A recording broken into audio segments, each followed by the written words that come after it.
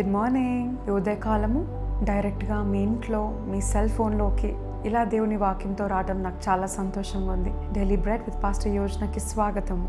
ఈ ఉదయకాలము మనని దేవుడు తిరిగి లేపి సజీవ లెక్కలో ఉంచినందుకు ఒక సెకండ్ మనము కృతజ్ఞతాస్తుతులు చెల్లిద్దామా? యేసయ్యా, ఈరోజు మమ్మల్ని తిరిగి లేపి సజీవ లెక్కలో ఉంచినందుకు నీకు వేలాది స్తోత్రములయ్యా.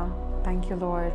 అయితే ఈరోజు దేవుడు మనతో మాట్లాడబోయే చక్కటి మాట, ఎంతోమంది నేను క్రీస్తులో ఉన్నానా, క్రీస్తులో లేనా, క్రీస్తులో ఉంటే నేను ఎలా ఉండాలి, నేను క్రీస్తులో లేనట్లుగా ఉన్నాను, నేను ఏం చేస్తే క్రీస్తులో ఉంటాను, what can I do to be in Christ అని అడిగిన వారికి దేవుడు ఇవ్వబోతున్న సమాధానము 2 కొరింథీయులకు రాసిన పత్రిక 5వ అధ్యాయము 17వ వచనము. కాగా ఎవడైనను క్రీస్తు యందుండిన ఎడల వాడు నూతన సృష్టి, పాతవి గతించెను, ఇదిగో క్రొత్తవాయను. దేవుడు ఇక్కడ అంటున్నాడు, ఎవరైనా క్రీస్తులో ఉన్నవారైతే, if you are in Christ, ప్రతి పాత జీవితము ముగించుకోవాలంట. దాని అర్థం ఏంటి? నీ పాత ఫ్రెండ్స్ దూరం అయిపోవాలి, నీ పాత టైమింగ్స్ చేంజ్ అయిపోవాలి, నీ పాత బిహేవియర్ చేంజ్ అయి ఉండాలి, నీ యాటిట్యూడ్ చేంజ్ అయి ఉండాలి, నీ timings of going to church should have been changed.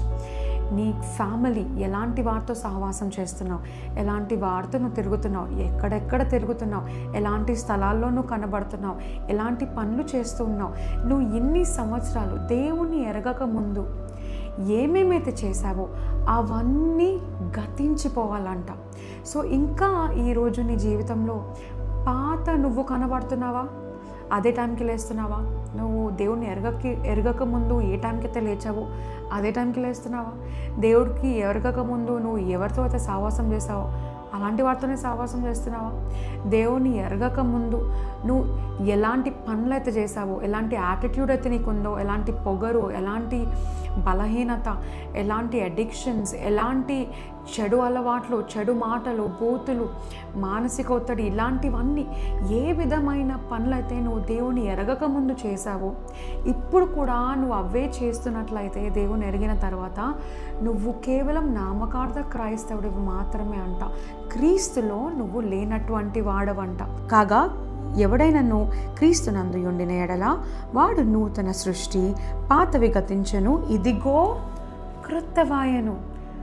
ఏం కొత్తగా నీ జీవితంలో? బైబిల్ చదువుతున్నావా? కొత్తగా ప్రార్థన చేసుకుంటున్నావా? కొత్తగా సంఘానికి వెళ్తున్నావా? వాక్యానుసారమైన సంఘానికి వెళ్తున్నావా? వాక్యానుసారమైన సహవాసంతో నువ్వు ఉంటున్నావా? సువార్త ప్రకటించే ధైర్యస్తుడుగా ఉంటున్నావా? దేవుని ఎరిగిన తర్వాత ముందు కన్నా ఘోరంగా జీవిస్తున్నావా? లేకపోతే వెలుగుగా నీ జీవితం పక్కన వారికి కనబడుతుందా?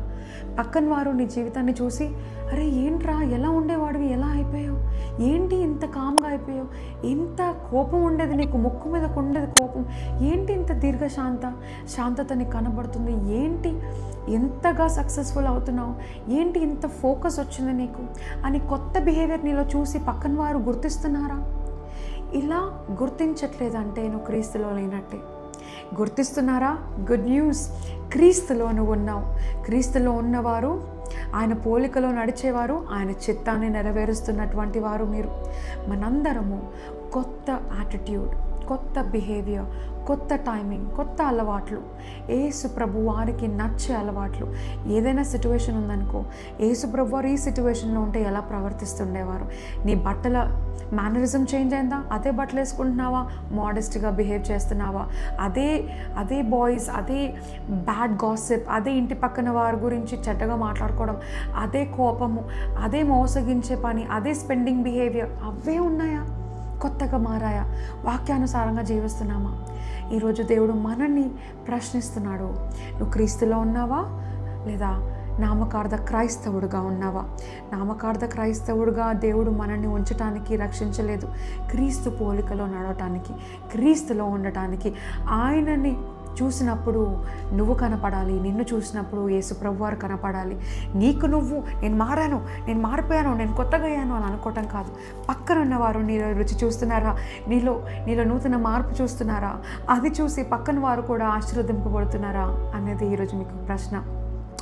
కళ్ళు మూసుకొని ప్రార్థిద్దామా? పరిశుద్ధ దేవా నీకు స్తోత్రములయ.